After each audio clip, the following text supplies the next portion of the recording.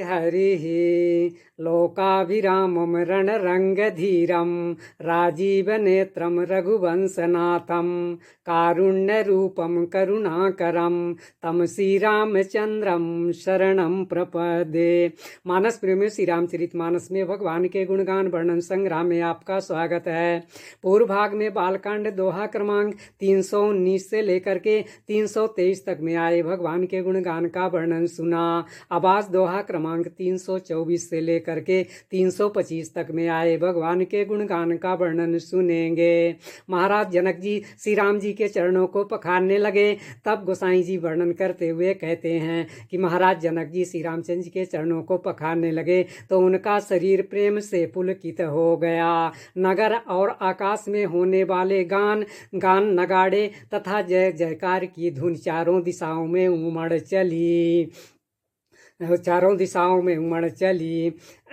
जिन चरण कमल श्री शिव जी के हृदय रूपी सरोवर में सदा विराजित रहते हैं तथा जिनका एक बार सुमिरन करने से मन में निर्मलता आ जाती है तथा कलयुग के सारे पाप नष्ट हो जाते हैं, उन्हीं चरण कमलों को महाराज जनक जी पखार रहे हैं। लागे पखारन पाय पंकज प्रेम तन पुलकावली नभ नगर गान निशान जय धुनि उमगी जनु चहु दिशि चली। जय पद सरोज मनोज हरिउर सर सदैव विराजहि जय सकृत सुमिरत विमलता मन सकल कलिमल भाजहि।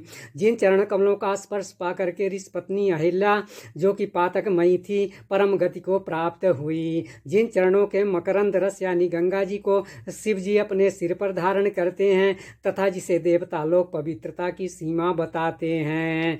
मुनि और योगी जन अपने मन को भौरा बना करके जिन चरण कमलों का सेवन करके मन वांछित गति प्राप्त करते हैं, उन्हीं चरण कमलों को बड़भागी जनक जी पखार रहे हैं और सब लोग जय जयकार कह रहे हैं। जय परसि मुनि बनिता लही गति रही जो पातक मई मकरंदु जिनको शंभु सिर सुचिता अवधि सुर बर नई। करी मधुप मन मुनि जोगी जन जैसे ही अभिमत गति लाए ते पद पखारत भाग्य भाजन जनक जय जय सब कहां। इसका बाद वर और कन्या भांवरी लेने लगी तो आदर पूर्वक सब लोग देख करके नेत्रों का फल प्राप्त करने लगे। गोसाई जी कहते हैं कि मनोहर जोड़ी का वर्णन करते नहीं बनता, जो भी उपमा दी जाए हो कम है। कुंवर कुंवरी कल भांवरी देही नयन लाभु सब सादर लेही जाई न बरनी मनोहर जोरी जो उपमा कछु कहूँ सो तोरी। इसके बाद श्री सीता जी और राम जी श्रेष्ठ आसन पर विराजित हो गए। यह देख करके महाराज दशरथ जी का मन आनंद से भर गया। अपने सुकित रूपी कल्प वृक्ष में नए फल देख करके उनका शरीर बार बार पुलकित हो रहा है।